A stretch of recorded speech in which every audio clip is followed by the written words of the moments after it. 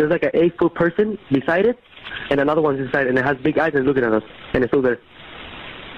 Okay, where is this on your property? In my backyard. I swear to God, this is not a joke. This is actually, we're terrified of it. So there's 2 people or 2 subjects that are in your backyard? Correct, and they're very large. They're like 8 foot, 9 feet, 10 foot. I don't know. They look like aliens to us. Big eyes. They have big eyes, like I can't explain it. And big mouth.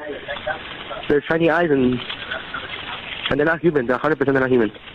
Unknown flying objects, claims of alien spacecraft crashing. The United States has spent decades investigating the unknown.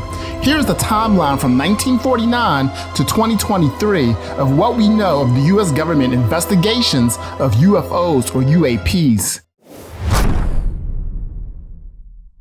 Hey guys, before we continue with the video, please don't forget to like and subscribe to the channel. Something unusual is going on in the skies, but what is it? Unidentified flying objects have recently made headlines after whistleblower David Grusch, a United States Air Force officer and former intelligence official, claimed that the U.S. had recovered the wreckage of a crashed alien spacecraft. The Pentagon disputed the claim, but the U.S. Congress remained curious, and in June 2023, the House Oversight Committee convened a hearing on UFOs or unidentified aerial phenomena, as the U.S. government refers to them. We're standing just about 8 miles due east of Groom Lake, Nevada, the super government secret test site. And just a few minutes ago, we saw one of the government extraterrestrial UFOs fly over there. We all watched it for about 7 or 8 minutes. The mission was organized tonight by Bob Lazar, who is a theoretical physicist who works at Groom Lake. Now, such claims have been making the rounds for decades, with a spike in unexplained reports following World War II. Project Blue Book, 1947 to 1969. Over the course of 2 decades, the U.S. Air Force cataloged 12,618 sightings of UFOs as part of what is known as Project Blue Book. These include lights, objects, and unexplained radar readings reported by military and civilian pilots, weather observers, astronomers, and other sources. The project came to an end in 1969 after a study by the University of Colorado concluded there was no evidence that UFOs came from other worlds and that most sightings could be explained by natural phenomena or even hoaxes. The study's lead, Edward U. Cadone, concluded that nothing has come from the Project Blue Book study of UFOs in the past 21 years that has added to scientific knowledge. Further investigations, he said, cannot be justified. Still, rumors and sightings persisted, sometimes to the annoyance of the original investigators. The Air Force announced in 1985 fact sheet that there are not, nor there ever been, any extraterrestrial visitors or equipment on Wright-Patterson Air Force Base, where the investigation was headquartered.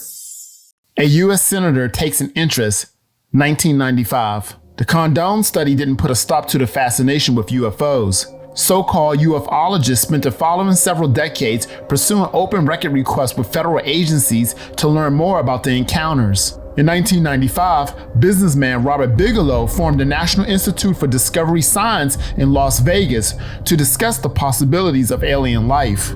2 former astronauts, Ed Mitchell and Harrison Schmitt, as well as 1 sitting U.S. Senator, Harry Reid, Democrat of Nevada, took part in an encounter off San Diego. 2004. 2 Navy pilots on training exercises were told to intercept a strange plane in November 2004.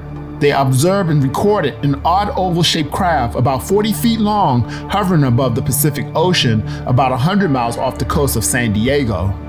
It flew away before the pilots could get close. Commander David Fravor, one of the pilots, stated at the time it had no plumes, wings, or rotors, and it outran our F-18s. A new Pentagon investigation, 2007. With backing from Reid, now the U.S. Senate Majority Leader, the Pentagon launched the Advanced Aerospace Threat Identification Program to investigate the latest rounds of sightings.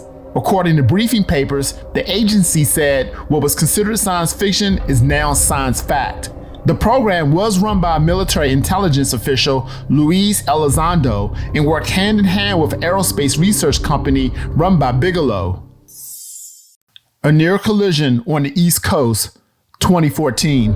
In a series of incidents during this time, Navy pilots reported and made video recordings of a series of encounters with unidentified crafts near Florida and Virginia that could reach high altitudes and hypersonic speeds. One pilot reported a near collision in 2014. Another later told 60 Minutes that the craft was so hard to explain. One possibility, a surveillance craft from another country. Going public, 2017. Occurrences and investigations remained mostly unnoticed by the general public until December 2017, when the New York Times revealed the existence of the Pentagon's Advanced Aerospace Threat Identification Program. Despite Pentagon authorities' claims that the program terminated in 2012, Elizondo informed the Wall Street Journal that he continued to work informally with the Navy and CIA assistance until the resignation of the fall of 2017. That sparked a new wave of interest in UFOs among the public, the media, and even scientists. A Scientific Call to Action, 2020. If we're being visited by aliens, what possible rational understanding of that visit do you have to declare that they're visiting only government agencies? Do you really think the government is? I mean, think about this. We have 6 billion smartphones in the world right now capable of taking high-resolution photos and video. There's 1 million people at any given moment airborne with windows looking out into our atmosphere, and your best evidence for aliens is some fuzzy lights that on classified video by the government? Really? It seems to me that if we were being invaded by aliens, you would not need government hearings to establish that fact. Dr. Ravi Kopparapu and Jacob Haqq-Misra, both NASA scientists and astrobiologists, stated in Scientific American in July 2020 that it was time to re-examine the Codon report's conclusions. Both researchers reported that even most UAP events are simply classified military aircrafts, strange weather formations, or either misidentified mundane phenomenon. However, there are still a number of truly puzzling cases that might be worth investigating. In August of 2020, the Pentagon announced the Unidentified Aerial Phenomena Task Force to improve its understanding of and gain insight into the nature and origins of the unidentified objects. DNI Report 2021. In April 2021, the Navy confirmed the video of unidentified objects buzzing U.S. warships near California. The incident will be added to the list of sightings under investigation. The report suggested that UFOs, now known as UAPs, could fall into 5 likely categories: airborne clutter, national atmosphere phenomenon, public and private aerospace and development programs, foreign adversary systems, and other. According to the report, more funding and reporting was needed. NASA jumps in to investigate. 2022. In April 2022, the Pentagon announced the formation of an all-domain anomaly resolution office to investigate objects that might pose a threat to national security. The following June, NASA announced it was setting up an independent study program to cover the issue from a scientific perspective. The study's team lead, David Grusch, said they would identify and analyze data from civilian, governments, nonprofit, and companies. And in 2022, another acronym change. Unidentified aerial phenomena are now officially unidentified anomalous phenomena.